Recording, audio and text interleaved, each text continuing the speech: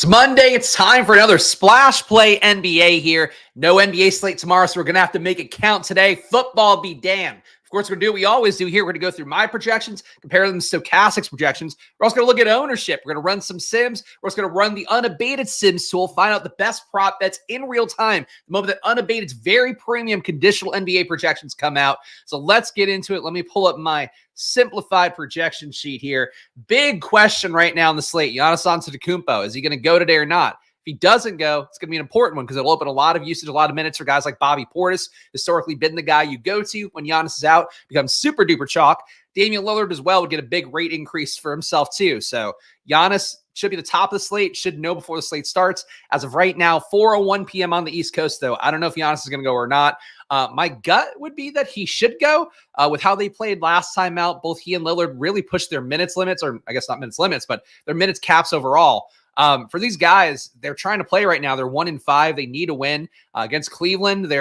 I think the spread right now maybe reflects Giannis being in with where the Bucks have played to start the year. They feel like about a 7-point dog in Cleveland here, but they need Giannis to play or else they're going to go 1-6. So Cleveland right now, I believe undefeated. Milwaukee very defeated. So Giannis going. The most important thing we need to know right now. Check out the chats as well. Appreciate all you guys tuning in here. Of course, if you're new around these parts, make sure you hit that like button. Please subscribe. Your support goes a long way for me. A sole proprietor here trying to get a channel off the ground. Thanks to some great benefactors like Unabated, but also you guys are the ones here I'm doing the work for, along with myself. So Giannis today, if he does go, I done projected really well. So far in the year, he's at a 34% usage rate, 37.2% assist rate. Get a matchup here where if he's going, they're playing to win this game. They need to start getting some wins or he's going to end up pushing a trade to New York and Miami or some of the rumors that are floating around on Twitter today. So Giannis, if he goes, I think he's a good play. His ownership will probably be down a little bit more than it should be normally because of the fact that he's been questionable all day. If he doesn't go, Portis looks better. Taurean Prince, these Connaughton probably gets a little bit better overall. Really, Portis and Lillard would be the one I would look at the most, and Lopez a little bit better, I would think. Would Dame be bad chalk if Giannis is out? Possible blowout risk here. Depends where the spread goes. I probably would still play him because I think there is sort of some risk of Giannis sitting already baked into the line. Like if I had to guess, if Giannis were fully in, this one's probably 113, 112-ish. So I think he wouldn't be bad chalk. His price tag's low enough too, under $900. I would guess that I've got him higher projected than Stokastic does right now too. So if Giannis were out, for me, he'd probably become like about a 50 fantasy point projection would be my guess. So I think at that range, he'd be a pretty good play. Whether he fits for the slate or not, I can't really tell you, but I do think pure projection wise, he'd be probably one of the better projected plays on the slate. So I don't think he would be bad chalk.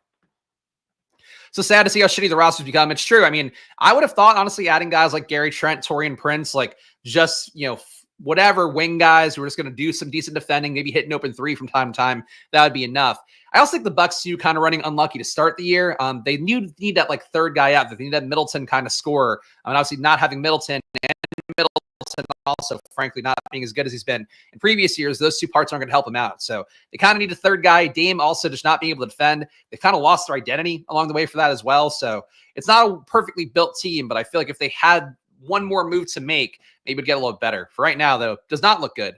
Cleveland, you got 117.3 implied points on there, and technically a slight pace up based on this year's pace numbers. Donovan Mitchell looks okay. Evan Mobley looks like the best play to me here. Both Mobley and Mitchell, they'll be owned over 11% based on Stokastic's data, so you can see those numbers over here. Jarrett Allen, I think an okay setter play, especially if you're not playing the Luke Cornett chalk. Was shocked to see week 2 here of doing a brand new YouTube channel here on Splash Play NBA. We have Luke Cornett being the thumbnail guy, so that's where we are already in the NBA season.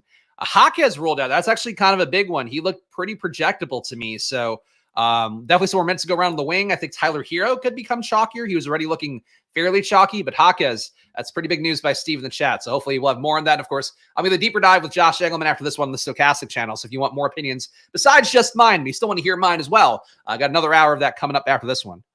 Jovic, honestly, Jovic to me would have already projected okay too. So I guess I had him at 19.9 fantasy points before this, 4.6x value. So with Jaquez, if he does soak up most of those minutes, maybe. But honestly, I'm not at the point of the year yet where I could tell you rotationally that I would expect Jovic to pick up all the minutes because Duncan Robinson's going to pick up some as well, I think.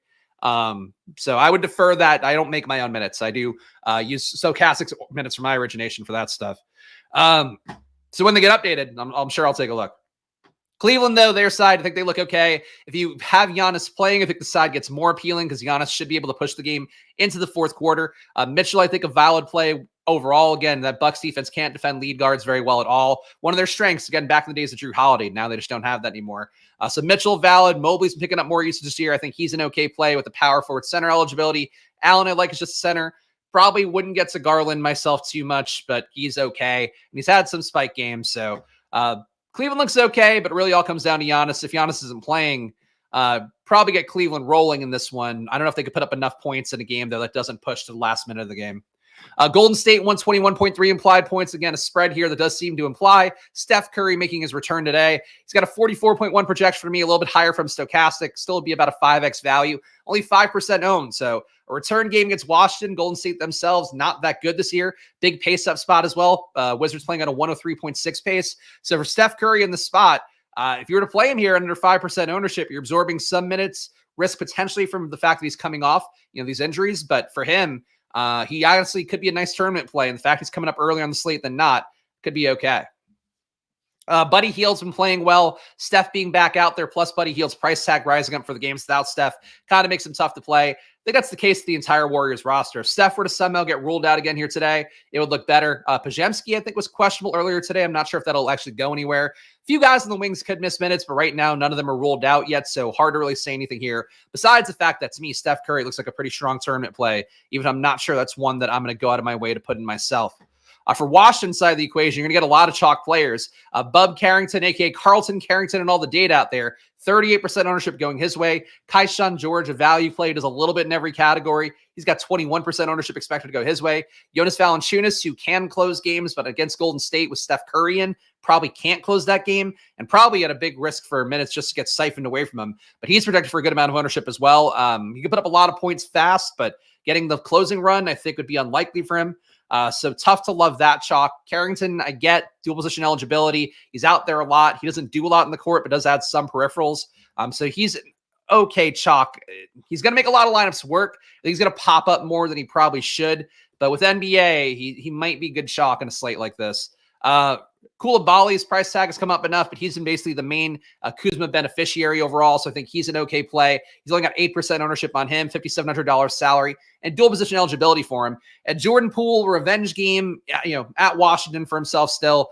Guys do play a little bit harder in those revenge games, even though it's not a data point. So for him, I feel like he's one of those guys where he might just be too cool for the room and be like, you know what? Like I'm above this. I'm not going to gun in this one. But a lot of usage go around overall without Kuzma. And in court time without Kuzma, overall, Poole is averaging, where are we at? I don't want Washington. Yeah, Poole's got 34% usage, 37% assist rate in court time without Kuzma. So I think Poole's an okay play on this slate. He's kind of getting lost for me based on the lineups I've ran so far. But Poole, I think, is a tournament play, even ignoring the revenge game stuff. 5% owned. He's got big upside. He's kind of one of those Cam Thomas plays, except that he actually does contribute fairly well in assists. Lakers get 116.8 implied points. Detroit gets 109.8 implied points. In this one, Anthony Davis looks good for me again. The last video I did on Friday, I had him on the thumbnail, thought he was one of the most important plays in the slate, ends up winning the slate. So today I don't feel quite as strong about him with the pay down center options. He's a good pivot point from him, but AD on the year is honestly looking like the best version of himself. He's got a 32% usage rate, 20% rebound rate. The true shooting is at 65%, 1.6 fantasy points per minute. I have him for 1.61 tonight. So AD looks good to me. If you can somehow make him work, great. I think there are other ways to pay for it. I do want to pay for some mid-price guys as well. The Jalen Johnsons of the world still look pretty good to me. For AD, though, hard argument center, hard argument on most slates. I think the price is not all the way there yet. I've got him as a 5.3x value today, and my projection is higher for him than Stokastic's by about 2.9 points. LeBron, I've got a little bit lower. Got him at 43 compared to Stokastic at 45.3. I'm not big on him. He's got 17% ownership today. He's been perfectly fine this year. But LeBron, I don't think there's a lot special there at small forward, power forward. Price tag at 9K as well doesn't do a lot for me. I don't want to be with this much ownership on LeBron personally. Reeves looks better to me. I got him at a 5.3x value, 32.9 fantasy points, 20% usage, 21% assist rate for him on the year. True shooting's good as well, 62% for him, a guy who is just basically bombing from deep at a good clip. Reeves to me looks pretty good, playing good minutes as well, projected for 33 tonight. D'Angelo Russell, not playable to me. Rui, a little more playable. He's had okay usage, rebounding okay. Rui, just kind of more of a projection play than somebody I actually want to go out of my way to get. If he fits in a lineup, he's okay, but I'm not the most excited about it. Also worth pointing out tonight, guys, there's a short DraftKings slate and then a longer FanDuel slate. I'm not playing the FanDuel one. I'm sure I'll talk about it on a little bit with Josh on the deeper dive coming up on Stokastic. I'm not going to really focus on that too much today. I'm going to focus more on the DraftKings side of things for, of course, we hop in and do our sims, do our unabated props, all that coming up here. Reeves wildly underpriced. I think I've lost money never considering him. I've got him a lot in the slate so far. I think the one thing for him is that the ceiling is maybe not the highest in the world when you do have AD and LeBron there. So can he get you to 40? Probably. Can he get you to 45, 50? Which, at 6,200 on some slates of this size, you might need. I would question that a little bit more, but dual position eligibility, point guard, shooting guard. I think Austin Reeves is a pretty solid play, and I do think his salary works pretty well in some lineups. I know some of the top ROI lineups I had with my projections, I did get Reeves up there. On Detroit's side, you need 40, but on this slate, you might need a little bit more just because you have enough games here. Again, every team in the NBA is playing today. Obviously, they're not all available in the DK slate, but when a slate gets big enough, like for a guy at 6,200, he has to kind of, like guys at 5K need to get to 40, and it's all just kind of touch and go. But I would think on a slate this big, like he needs to have like a little more of an uncapped ceiling. I do think Reeves still has somewhat of a cap ceiling, but look, he's a valid play. I haven't projected well, so I'm not trying to critique him too much. Detroit's side, a lot of ownership expect to go Cade's way, 25% projected, 19% for Tobias Harris, 19.6 for Jaden Ivey. Ivey's the one I'm getting the most of the sims. I think his price tag works pretty well, 5,900 here, a little bit cheaper than guys like Austin Reeves and still the dual position eligibility, but a similar projection for him. Jaden Ivey, I think, is playing pretty well. 27% usage on the year, 19% assist rate, rebounding a little bit. Cade Cunningham dominating the ball the most, 31% usage, 36% assist rate. Both guys shooting fairly well, but not elite level. 56% true shooting for Ivy, just shy of 59% for Cade, which honestly an improvement for him. He's getting closer to where he needs to be, around that 60% level. For Detroit in the spot, I worry about them a little bit. Like the Lakers do put it down on teams. The game against Toronto was really weird the other day where they were going nuts. They were basically up, like I think 25 at one point, maybe even more than that. And then the Raptors just somehow clawed back in. And a lot of it was kind of Grady Dick heating up, RJ Barrett being good.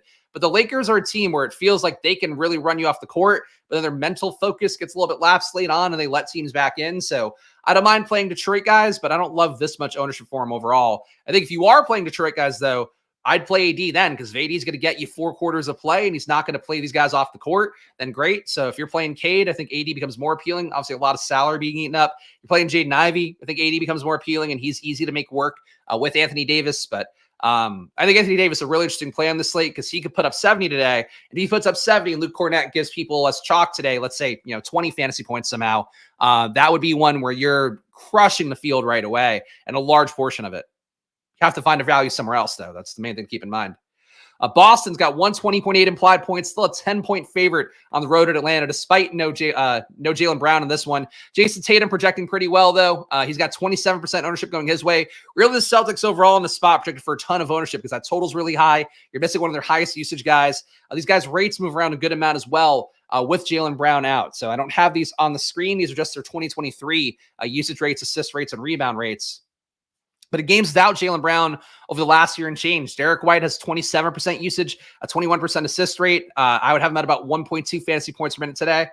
Drew Holiday's usage goes up a little bit, but not enough to really want to play him. Still, he's 5.1x value, it looks like. But he's only got 20% usage, 17% assist rate at court time without Jaylen Brown. So he doesn't quite gain as much as a guy like Derek White does. Peyton Pritchard looks a little bit better, 21% usage, 24% assist rate, about 1.03 fantasy points per minute. If the game gets away, it's probably because Peyton Pritchard's kicking ass in that second unit and then just keeps the minutes going after that. Peyton Pritchard, I think, a good tournament play, but again, 24% ownership on him. Al Horford doesn't gain very much from Jaylen Brown being off the court. Let's see, 14% usage, 15% rebound rate, 13% assists. So a little bit of usage, a little bit of rebounding, not enough to care about. Luke Cornett, the big thing for him is that he's projected for 26.4 minutes today by Stokastic, which you can see right here. So he's been getting a good run. Last game against Charlotte, he played alongside Al Horford to start. So Cornett playing center. The pivot point to him would be Neemias Queta behind him.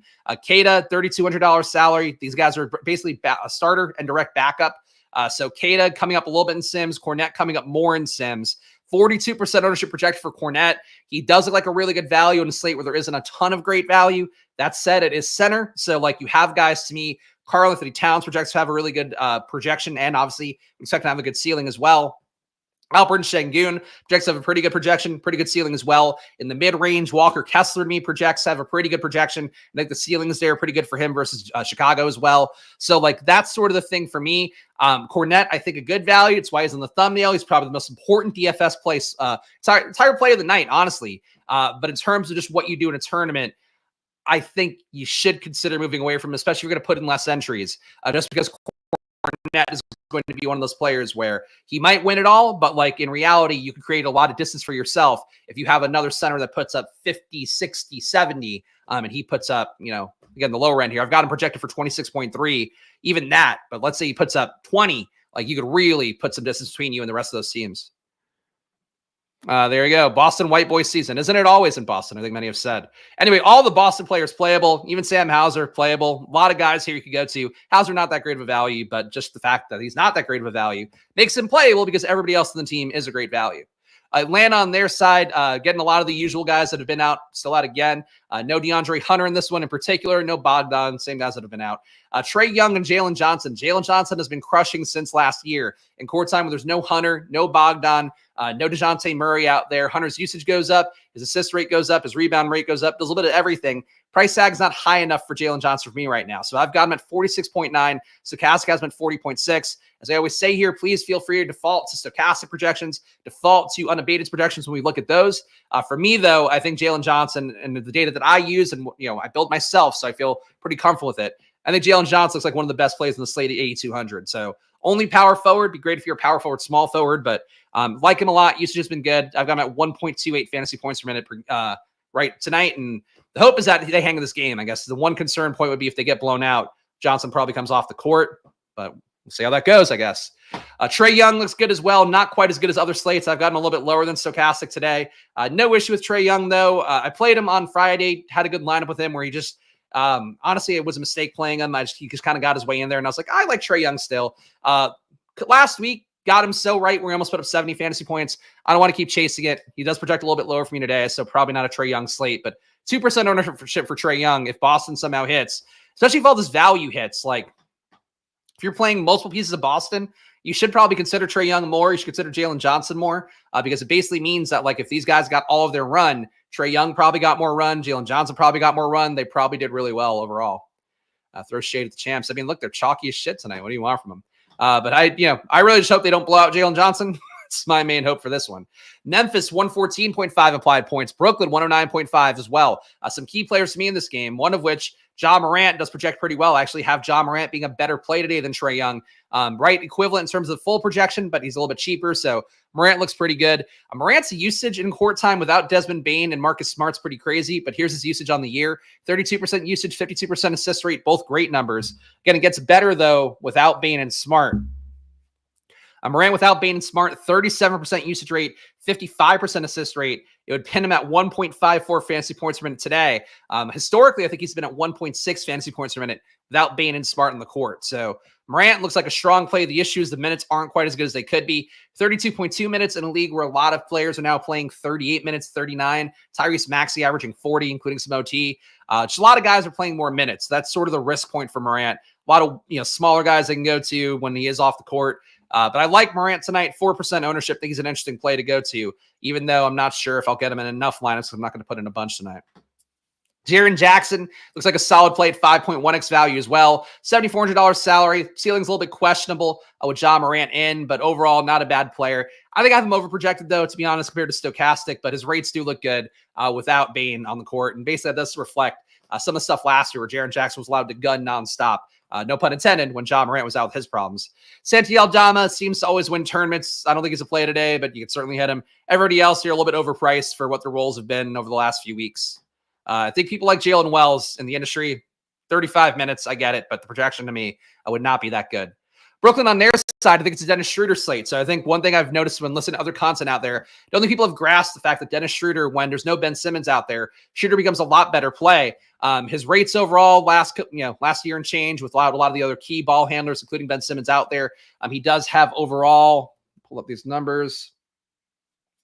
He's got 24% usage, a 39% assist rate, 1.24 fantasy points per minute. So I think Dennis Schroeder, I think he's a priority play for me tonight. I've got him projected at 42.5. Stokastic has him at 35.6. I expect this game to be competitive as well. I think him going head-to-head with Ja Morant certainly could be Cam Thomas, who with more gun puns. Cam Thomas loves to shoot, so maybe they could be the ones going head-to-head as well. But I do think Dennis Schroeder in the spot, higher assist rate, ball in his hands more. No Ben Simmons. I think it's a good spot for Schroeder to go back to. And the fact that he hasn't had that 50 fantasy point ceiling in a couple games, people are just off the scent a little bit with the price coming up. 11% projected ownership for him. I think it looks pretty good. Cam Thomas usage has been great for him overall, but he just doesn't add a lot in other categories. So he's in play. Cam Thomas could put up 50. Maybe Ja Morant slept with his girlfriend or something weird. There's always these little player things that come up sometimes that we're just not privy to. But Cam Thomas, if he pushes to the limit, he can break the slate. He's an okay value right now. I prefer Schroeder based on the projections, but Cam Thomas in a competitive game, really can't ever say no to that. 15% ownership, that was a lot of Cam Thomas. So I hope that doesn't become too chalky and bury us. My Schroeder projection is a whole 7 inches on Stokastic. To be clear, it's not a Dick-based projection, but it is one. Yeah, I have a lot more points on Schroeder. Again, if you look at just the historical rates and you assume that it's what it is and Schroeder's going to be the same player, what I do, it's a little bit different than Stokastic projections, I believe, and some other ones out there, is I just leave their underlying production the same across 100 possessions, basically. And I change the rates to reflect it. So, guys will average 20% usage, and this will be their production. Then what I'll do when the rates are out, when certain players are out, I'll just adjust the rates but keep the production the same. So it allows you to kind of get, I think, the true reflection of a situation a little bit more. But obviously, when I'm 7 points high on somebody, certainly on your end as a customer here or as a viewer to go, hey, that seems a little bit off. So I just know that I trust my data enough and I know it goes into it. So certainly get it. Olympic legend Dennis Schroeder. It's true. Look, he's gotten a lot better, man. I mean, 67% shooting for him on the year is a huge cry from where he was in the past. I just think he's a different player. Certainly running hot to start the year as well, and he's had some quiet games lately, but I do think a lot of that comes down to the Ben Simmons of it all.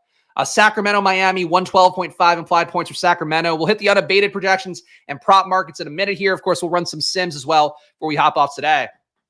Sacramento, 112.5. Nobody on Sacramento here. We can make up some time. Nobody projects that well for me. That said, these guys probably become slightly more interesting tournament plays because Miami's not going to get blown out here. Only a 1-point spread favoring Sacramento on the road. They have a concentrated offense where it's Sabonis, Fox, DeRozan, Murray. Not much else there you want to worry about. So in a competitive game, I think you could go here a little bit more and feel okay about it. But projection-wise, I don't think you're going to get there naturally very much. Miami, on their end, I think that Tyler Hero looks okay. He's going to be a little bit chalky. Projected to be much chalkier earlier today, so that's a better move for him. To start the year, he's the one dominating usage. He's got a 27% usage rate, 27% assist rate. Actually, has passed up Jimmy Butler in usage, even though they're flat in assist rate. He's also ahead of Terry Rozier in the pecking order right now. Bam had a big game over the weekend. He's ahead of him. So Hero's usage has been pretty high. I don't know that I want to be there. Still a crowded kind of situation overall for Miami. That said, pace up spot. Sacramento's defense is not that good. So I think there's a case to be made for Hero. There would have been a case for Hawkins to be made, but he's out now, as we saw or talked about earlier, thanks to our pal Steven. So we'll see what happens in Miami. I got to move my numbers around here. But for right now, I think Hero's going to become a better play. I think Jovic will become a more interesting value play. Besides that, don't know that it helps out a ton here. Schroeder's an improving player, but cost himself many millions of dollars. That's true. He did negotiate himself out of the Lakers and stuff. But hey, you know what? You live, you learn. And it's good that he didn't completely submarine his career. He figured it out and he's still playing well. So, and playing better than he has. So more power to him. I'm never going to begrudge a guy who's actually improving. I think that's always a good thing to look for in any walk of life. Utah, 110 implied points for them. Chicago, 118 implied points. No Lowry market in here. Doubtful for this game. So he's been taking out all the projections. You got John Collins as your highest salary guy. Not a great play here. If there were no Kessler in, you feel a little bit better about it. Collins picks up some more minutes, projected for 24.2. He's had a lot of usage. He's been assisting more this year, which is kind of odd. Collins is playing well, 1.33 fantasy points per minute. I'm still keeping those rates. I'm still projecting him well, but he doesn't do quite well enough here at that salary, 6,600, with only 24 minutes projection. Colin Sexton, no Jordan Clarkson in this one as well. So Sexton gets a few more minutes. That said, it doesn't seem like he's getting all the minutes he's gotten historically. So Sexton projected for 25 minutes. Looks like an okay play. Kessler's the one that's most important to me. I think that he's a player. We know he's got 50 fantasy point upside. In a game against Chicago not that good. That said, Utah's also really bad, shooting terribly, all of that. So my concern is just that Utah doesn't hang in with Chicago as an 8-point dog on the road. If they hang in, though, for the entire run and Kessler's out there for 4 quarters, Chicago's going to miss enough shots. Utah's going to miss enough shots. They're just not good right now, and Chicago's playing better. Like, they're a 500 team. They're definitely not good either. So I think Kessler is a center play, 2% ownership. I'm projected a lot better than Stokastic, got about 6.5 fantasy points higher. But I like Kessler in the spot. Utah's turning the ball over a lot. I try not to worry about turnovers too much, even though obviously I haven't projected. They're just not a good team. They're not shooting well. They turn the ball over a lot. Like, they're not, they're probably one of the teams that should be a front runner to have a high draft pick this year, top 3 draft pick. So I think that for Utah, they're not a good team, but Keontae George is appealing. Kessler is appealing. It's a lot of usage go around, and George in particular is so due for positive regression and shooting. 42% true shooting is so bad for a guy with 26% usage, 37% assist rate. I like Kessler. I like George, but I prefer the lower ownership on Kessler. George going to be a chalky play, 24% projected ownership for him today. Chicago, you have Nikola Vucevic, I think looks pretty good as well. If you're not playing one of the cheap centers, I think guys like Vucevic gain an appeal here. The projection is not fantastic for him, though. I've got him at 38.2. Stokastic has him a little bit higher at 40.4, which admittedly I think is because his 24 rates are down a little bit. So me adjusting to those now puts me a little bit lower on him than Stokastic would be with a longer-term usage rate reflection. That said, Levine, Vooch, I think they all kind of carve each other up enough. Giddey going to be chalky today. He looks okay, but point guard eligible only. 24% ownership. I probably don't want to be there. Bulls to me don't do a lot for me. Dosunmu does come up in Sims, though. I think at his price point, the fact that he has a ceiling, I think he's an okay play. I've projected pretty well. 10% ownership on Dosunmu. But really everything else here, I'm not going to be with the field on the stuff. It's a soft matchup. So these guys can all produce, but I don't think this is one I'm going to go out of my way to get a ton of pieces of. Besides, I think a little bit of prioritization on Kessler. And I'll get Dosunmu in the Sims, even though, I wouldn't say it's a priority by any stretch. New York, another important team for me today because I don't think they blow out Houston, and Karl-Anthony Towns has been going off. I think he's another great center pivot today. People are going to be paying down at center. You have an 11% owned center who I projected as a 6.1x value. I also have projected 7.4 points higher than Stokastic. His minutes, all the stuff this year, the rates for him have been looking pretty good. 25% usage for him, 22% rebound rate. I think the rebound rate could come down a little bit, but I'm not sure why it would. He's done at 1.4 fantasy points per minute so far this year. I've gone at 1.4 today. So I like Towns a lot as a pivot center play, getting 35 minutes a game. Josh Hart, another crucial play today, 49% ownership going his way projected. I've got him at 38.8. I have him higher than Stokastic. He's playing or projected to play 38 minutes here. And again, I don't think they run away from Houston. They could. I don't think they do. So for Josh Hart, dual position eligibility, small forward, power forward. Maybe it doesn't get you 50, but a pretty good shot at getting you 35 to 40. I do like that for Josh Hart. So especially the positions. Like, to me, there's a difference for Josh Hart. Projection's kind of similar. It's higher than Austin Reeves we were talking about before. Because you're getting the forward spots for him, I think it's a more valuable play. And again, if it's a competitive game, like, he can put up just enough rebounds, hit a few threes. I had him so much the other night, and like, he was awful for 2 quarters and bailed out on the home stretch in such a huge way. Like, Josh Hart, because he has so many minutes, he can have swings throughout the course of an entire game where it's like he's not playing well, but because he's on the court so much, all of a sudden all the stats start to fall his way. So I like that for Josh Hart. 38 minutes is just too much run. Anunoby, pivot play for Hart. Bridges, pivot play for Hart. But Brunson looks good. Towns looks good. Hart looks good. McBride looks okay as well at 4,400 and dual position eligibility too. But I think to me the priorities are Hart and Towns, and Brunson's okay, but probably not the play for me here. Houston on their side, Fred VanVleet, who we talked about the other day, his usage just off the map entirely now. 16% usage, 21% assist rate. Not the same player, also shooting like shit. At a certain point, I think VanVleet gets better, but I think he needs like one of Jalen Green or Şengün to be out to open up the usage for him, and having Amen Thompson on the back end too doesn't help him out. I don't know how Fred VanVleet ever gets close to this price point again, but I have him projected at 31.5, even though he's got 38 minutes on him.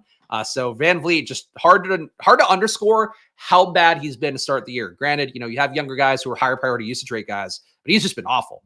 Şengün, I think, is an interesting play again. Same stuff we talked about at center. People will be paying down. You can pay up and get different. So Şengün here, I have him at 44.8. Stokastic at 38.9. Şengün had one weird stint over the weekend where he played a little bit in the second quarter, came out immediately after a turnover. I think the reports were that he had like a minor injury that they checked out, and then he was fine. Played the whole second half against Golden State. So I'm not worried about Şengün, but if you want to be, you can be. But I do think Şengün at his price point looks good, 8,100. You're getting so far away from potential Cornet chalk. I think that helps out Şengün a lot. So to me, play Şengün and Towns together is not crazy. Playing one of them with Kessler, not crazy. Vooch, a little bit less good now. There's a lot of ways to go that are not taking the value at center. Here are the other late games. I'll just show you guys fast. I'm not going to talk about them here. We're going to go look at the unabated projections in a moment. Houston keeps this close. Green is probably the driving force. I guess. I mean, they now have pretty good split production. Here, go back up to Houston. I mean, you got Tari Eason has been playing off the bench. He puts up a lot of stats. I also think he's in play at 4,800. Has had the big box score games lately, so I worry the usage a little bit higher than the 0.1% going his way. But Tari Eason can put up points. Amin Thompson's got 20% usage.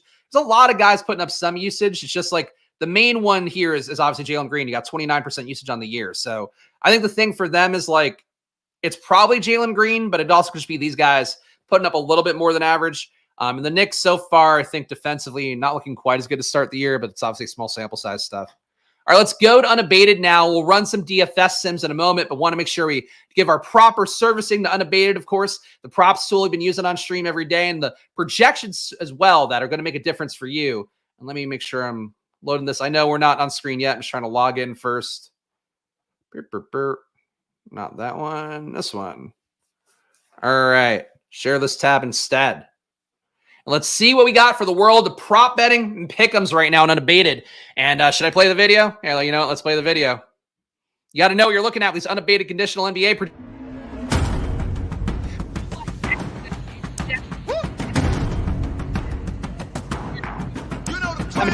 This is pro only. Screams, numbers, dynamic. As dynamic as this voiceover, that's the conditional projections you're getting with unabated. Made by a team of people, not just one guy yelling at a camera occasionally. Real-time NBA news. Learn about that squirrel people are talking about. Only on unabated. Oh, that's squirrel news. It's unabated squirrel conditional projections. Graphs. It's like graphs. Look how shaggy that graph got there. Community. Oh, you want friends? You don't have friends in real life? Come to unabated. You'll find friends, and then you'll make more with betting. Use the tools. Count your money. Get ready. Get ready. There we go. All right. Lost a few people on the voiceover, but we committed to the bit, and we're going to keep doing it forever. All right. We're on the unabated tools. You're serviced, I hope. The voiceover is like an Ultimate Warrior promo. I hope so. It sounded quieter when I listened back to it than I thought it would, but that's how it goes. All right. Unabated NBA projections. Let's pull them in right now. Start with the PRAs. So you've got any good PRA bets out there. Simming them out now. We're not going to do anything with the conditional guys. We could see all the players who are currently questionable. You could sim projections based on Giannis being in or out, Bradley Beal being in or out, Clowney being in or out, key player, no Clowney, Steph Curry being in or out. So that's what the conditional projections do. They basically create a bunch of different sets of projections that reflect the questionable status of players in NBA. It does help out a lot. Sees squirrels per minute numbers. Yeah, fucking murdered squirrels per minute numbers. It's a real downer there for old Peanut. Now that I caught up on it, now I can be a part of the discourse around poor Peanut. We got Sims here. So we got Jason Tatum, 16.8% value and under 44.5. That line's still available on Underdog and PrizePicks right now. So that should be a part of your pick'em slip. For the Sims, basically anything over 2% EV is okay. But for Sim EVs, you want to do 8% or more. So all these bets up top here do fit that 8% or more criteria, including Tatum under 44.5 PRAs. Corey Kispert projected for 15 points, about 4 rebounds, 2 assists. You're still getting value in under 22.5 PRAs for Kispert, about 15.03% EV on that. And that one's still available on PrizePicks and Underdog. So another one to add to a pick'em card. Jonas Valanciunas, you're getting about, let's say, 12.6% EV on over 22.5. So already projected for a double-double. They're going to give you over 22.5 here. That available still at PrizePicks right now. So another one for your PrizePicks card if you're doing that. Donovan Mitchell, value on under 35.5. Again, these projections, by the way, just released to the public 4 minutes ago. So these lines are still available, obviously. Go take advantage of it now, because when I do it, the moment they release, it's your biggest window for EV if you're going to follow this product along for free. And of course, if you want to follow along as a paying member, check the link in the description, get $30 off and unabated with the promo code SPLASH. But Donovan Mitchell, some value in under 35.5. You're getting on DK Sportsbook at minus 110 odds, 11% EV, still a 7.5% EV. If you do under 35.5 on Underdog and PrizePicks, where the odds are a little bit more juice technically, and the pick'em slip.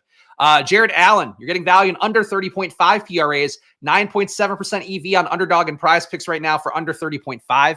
Evan Mobley, over 28.5 PRAs. You're getting 9.6% value as well. In particular, at minus 105 odds on DraftKings, over 28.5 is the line there. A little bit less value on PrizePicks Underdog. We're getting a minus 118 odds. That just changed the equation a little bit more. We go through all the other key categories here. Oops, hopefully not like that. I want to take it in new screens. I haven't even used that screen yet. So I don't want to, don't get me in too deep. The prop screen is where it's at. Oh, come on. Everybody hitting it once. This stream is too popular. Everybody signed up for Unabated. Now they're clicking away. But no, obviously it's just me. Accidentally refreshing didn't help. All right, let's go to points. Points props. Using their projections. Sim them out.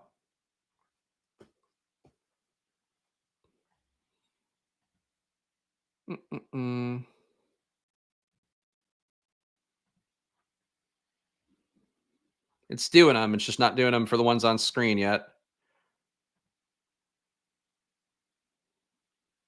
I feel like I'm the one lagging here.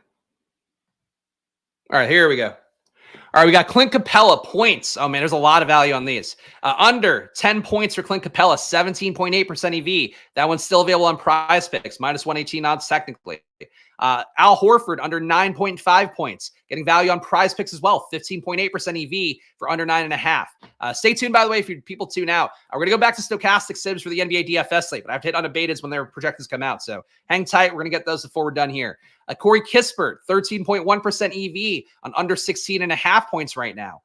Dyson Daniels getting value on over 9.5 points, plus 12.3% EV on that one. You're getting 10.3% EV on over 9.5 points, and that's at DK Sportsbook, minus 115 odds. Also over 9.5 for Okonkwo, available on Underdog as well. So that could be part of a pick'em slip.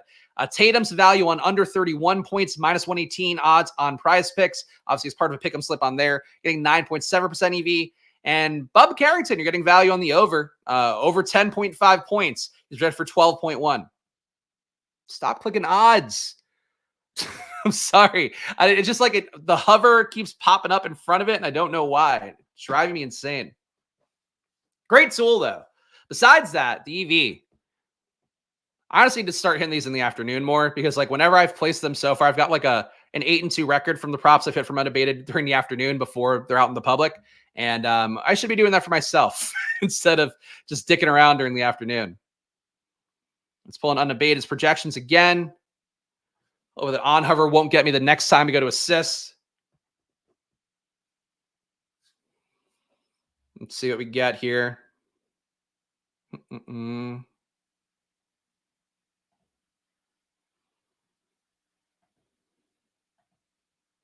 All right, wow, a lot of EV on Tatum props today. So 27.2% sim EV on under 8.5 rebounds for Tatum right now. That's available on PrizePicks right now, 27.2% EV.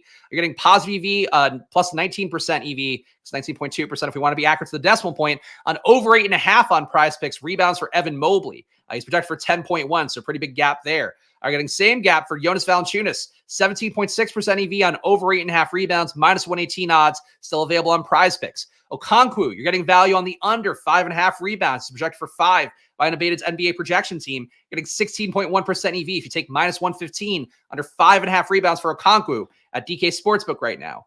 Drew Holiday, value on the under 4.5 rebounds, plus 115 on DK Sportsbook. That is really nice odds for that. Plus money on these bets. Take them every time. 13.6% EV for that. And Dean Wade, technically the playable area here still. There we go. Horford coming in too. There's a few more. Let's go to assists. I didn't do the click that time. Haha. Fool me once, fool me twice. Don't fool me the third time. That's as the expression goes. DFS Sims coming in a minute, guys. Will be the last category we hit. Pritchard does get a decent amount of rebounds. Still the rebound rate, I don't think it's anything to write home about. I think anecdotally, he feels like a good rebound guy. In reality, he is honestly, I'd have him at 7.7% in court time without Jaylen Brown and Porzingis, so it's not a bad rate. For comparison's sake, Derek White's at 7.6, so you're right. Honestly, I didn't realize it was that high of an actual rate. Good call by Effect MD. Best lines here. You're getting value on, wow, Plus 126 odds for under 2.5 assists for Dyson Daniels. Dyson Daniels had the few good DFS games up top. I wasn't really buying it, still not buying it now. You're getting 29% EV for under 2.5 assists for him today at plus 126 odds. You're getting more EV on that for what it's worth because it is a plus money bet. That's just how the math of that would work.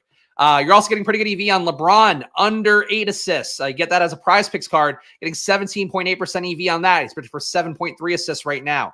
Jason Tatum, value in under 5.5 assists. 17.3% of value, and you can take that on PrizePicks and Underdog Pick'ems right now. Still getting 10.5% EV over here too. DK Sportsbook minus 135 odds, under 5.5 assists for Jason Tatum. Peyton Pritchard, some value on the under as well. So obviously do think Pritchard's a good play, but you're getting value in under 3.5 assists. He's only projected for 3.3 by Unabated's NBA team. That gets you 15.6% value if you take it at minus 105 odds on DK Sportsbook. And then Drew Holiday, under 4.5 assists, 13.1% value. That one's playable on PrizePicks right now. D'Angelo Russell, just outside where you want to be sim-EV-wise, but still okay. Projection of 5.2 assists for D'Angelo Russell. Value in under 5.5, minus 118 odds. It's you 7.5%. Who is passed the ball for the Celtics if these guys are all under? They don't have to. They just can shoot. You got a team full of chuckers. Guys get their own shot, so nobody really has to. But yeah, that is something to point out. Sometimes you see a lot of unders, but legit, like Jason Tatum doesn't need to be assisted. Like Drew doesn't need to be assisted. Derek White doesn't need to be assisted, even though he will be sometimes. So that would be the logic there. You don't really need to have assists. It's helpful when you do. Let's go to the actual sims next. But again, shout out to Unabated. Check it out. Link in the description. Great tool. So you can see here, just ran through everything fast. It loads fast. It sims fast. And those projections, if you get them when the moment they release, you get a real edge on where the markets are. So I can tell you from for a fact, for sure, 15 minutes after projections come out, 30 minutes, when all their customers start to hit, you can see the lines moving before your eyes right now. When their customers hit, you lose the line value. So I try to hit it as fast as possible here. So go check it out. And please do support Unabated here because they do help me put on the show. All right, let's go over to Stokastic now. Build some NBA lineups here. A contest generator. Just going to use Stokastic's projections, not mine, so you can see what the real field's projections are going to do. Mine will certainly tell a different tale, and one that's full of players that are 7% higher projected by me than Stokastic. But I'm comfortable with that. You shouldn't be. So that's the way that should go. Appreciate you guys watching, though. If you're new around here, make sure to hit that like button and subscribe. Of course, new videos Monday to Friday at 4 p.m. No video tomorrow because it's election day and there's no game. So we're taking my first day off here on Splash Play, but we'll be on it. Besides that, the NBA Cup is coming up soon, too. So the schedule might get a little bit wonky, I guess, right away. But the good news is I will be doing it every Monday to Friday. And, of course, it's Unabated as well, showing you their data. And please do check them out at unabated.com. Promo code SPLASH, get $30 off. And Stokastic, get 15% off. Link in the description there. All right, let's simulate some lineups here. Tournament today is 33% to first, so we'll go 35. Let's run this sim. And their projections and ownership were just updated too, so you are getting this hot off the presses here. Of course, we'll get more from me hot off the presses at Stokastic coming up in about 17 minutes? Jesus Christ. 17 minutes. I'll be doing the deeper dive with Josh Engelman. So stay tuned for that one coming up. Going game by game once again, but of course, more about the sims, more about everything that you guys want to hear, hopefully, if you're watching this one. And now we wait. Now I do my little dance to entertain you in between. Ooh. Look at this guy waiting for a sim to load. Ooh. That's not really a dance. I don't think that one's sweeping the nation. But it got us through it. God damn it. Your top ROI lineups right now. You're getting Bub Carrington. I'm going to zoom in a little bit more because I think it's going to be hard for you guys to see this. Now, here we go. You got Bub Carrington, Donovan Mitchell, Corey Kispert, Noah Clowney, Luke Cornett, Derek White, Jason Tatum, and Vooch. So you're getting a lot of stars and scrubs here. Mitchell, Tatum, White, I would say not a star, but definitely not a scrub. Vooch, and you're getting just straight scrubs with Clowney, Kispert, Cornett, and Bub. So that's an interesting build here to be a top ROI lineup. I'm surprised, honestly. Number 2 ROI lineup, another Wizards forward one. Jordan Poole, Bub Carrington, Kaishan George. So 3 Wizards right there. Evan Mobley, Towns. Do like Towns today. Drew Holiday, iffy on Drew, but he can always spike when everybody is going to go to the other guys. Corey Kispert and Şengün. So a little more stars and scrubby as well. Drew Holiday, unfortunately, I think closer to scrub territory based on his salary now he's played. Check the chats. Dance is going to be good luck. I hope so. What's a low on pivot off the average chalk? Who's your guy? It's not really about a low on pivot off average chalk. I think, Eddie, you might view slates a little bit differently than some of the, based on some of the questions you've asked before. To me, it's more like the overall approach. So like if everybody's going to play Cornet, that's when you start to think about playing the high dollar center. Cornet's going to be 40% owned. So I think no matter what you're doing on the slate, like that's the decision point. Can you find another value somewhere else? Do you just want to level out your lineups more, play a bunch of 5K guys? That's one way to do it. But like, to me, it's like pay up at center, get your value somewhere else. That's one way to do it. I'm just not sure I'm going to play for the last lineup I put in because like that's basically, I think I decide last minute. For right now, though, I think Cornet is like absolutely the key decision point. And I would tend to think for a tournament, he can give you 30. If he does give you 30, he's probably good to go. If he gives you 20, that's going to be a death for all those lineups. So sort of how I would try to view it. But I know I'm sorry it's not like a perfect answer, Eddie, because I know like sometimes you just kind of want the like, not this guy. But in reality, it's just to me about the holistic approach, especially for NBA. But the direct pivot for Cornet would be playing Keita, but Keita's going to be like 15% owned too, so you're not really getting anything by playing the direct backup either. Number 3 ROI lineup right now is Cade Cunningham, Tyler Hero, Kaishan George, Josh Hart, Luke Cornett, Jalen Brunson, Corey Kispert, Nikola Vucevic. Number 4, you have Bub Carrington again. So Bub Carrington making pretty much every lineup here, 3 out of the top 4. Bub with Mitchell, Tatum, Cam Johnson, Keita's here, so you're getting the direct leverage on Cornet with this one. Tyler Hero, Josh Hart, Drew Holiday. Just not as big on Drew Holiday as they are. Donovan Mitchell, Bub Carrington, number 5, Corey Kispert, Josh Hart, Luke Cornett, Tyler Hero, Cam Thompson, Cade Cunningham. The one I'm the most surprised by is Kispert. I didn't notice Kispert having a great projection for me at all. Oh, I'm low on Kispert. No, they've got him at 21.9. I've got him at 21.5. So did something move around for them? I'm a little confused by that, but I don't get why Kispert's coming up so much. Dual position eligibility, $4,900 price tag, I guess could just be the reason why, but I'm surprised to see that much Kispert up top. Top 150 lineups, the highest ROI players right now, according to Stokastic's data. Neemias Queta coming up the most, 5% ROI for him. He is, in fact, according to Stokastic, the only positive ROI player on the slate. So, again, this might be more directly to Eddie's question then. It seems like, according to Sims, it would be going to Queta. So, just as I've said before, my biggest DFS win ever is winning 55K on an NBA slate where I played Taj Gibson over Nerlens Noel because everybody's going to play Nerlens Noel. For this one, I would say that it does seem like Queta is that logic. The issue to me is like they did have Queta projected. Let me see if they've moved it. Neemias. They got him at 10% now.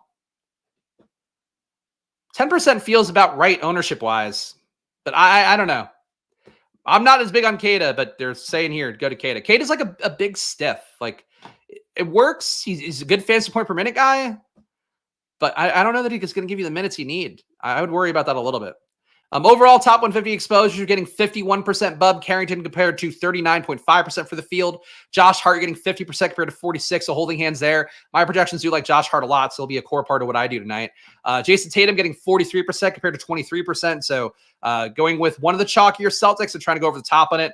And also, frankly, if Tatum hits, part of the reason that Cornet hit so big over the weekend was he put up, I think, 19 real life points. If Cornet doesn't give you like 15 to 20 real life points, it's going to be hard for him to hit because he's not really rebounding aggressively, at least with the starters.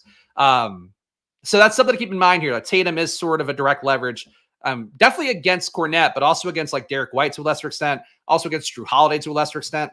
Kaishan George, 39% compared to 22%, so that does want you to get a lot of him. Donovan Mitchell wants you to get over 3x the field on Mitchell, which is a surprise to me. I guess the expectation is that Milwaukee stays competitive enough, and Mitchell's probably due to shoot a little bit better. So 35% ownership for Mitchell compared to 12% in the Pools ownership. Getting double the field on Tyler Hero, 35% compared to 18%. Queta, you're getting 33% compared to 9%, so they want you to get almost 4x the field on Queta. Kispert, 33% compared to 15%, double the field on Kispert. Brunson, 31% compared to 22%. Peyton Pritchard, closer to flat, but 28.7% compared to 23%. So you're getting a little bit more Pritchard. Vooch, 26% compared to 16%. Cam Johnson, who just kind of works on the wing, 26% compared to 19%. Getting Jalen Duren, 22% for him. Surprised to see that. Cornet was 6 from 6 in the field that game. Of course, gets a lot of lobs for dunks. Yeah, so like I like Cornet. Cornet's always been a good per minute player. The issue is like and I watched the first quarter of that game just to see how they were using Cornette to start, because like I just wanted to know what Cornette looks like currently, because I've not seen enough of Cornette in game and I didn't play the slates this weekend. For Cornette, like he was really not even rebounding out there. Like he was boxing out so other guys could grab boards, and like that's not the way he's going to get there. He wasn't really going after blocks either, and that's against Charlotte, who's like a fairly easy to block team. So I worry about Cornette chalk, which is part of why to me I think just pay up at center. Just pay up at center and utility and just see what you can do. So that's sort of the approach for me on this slate.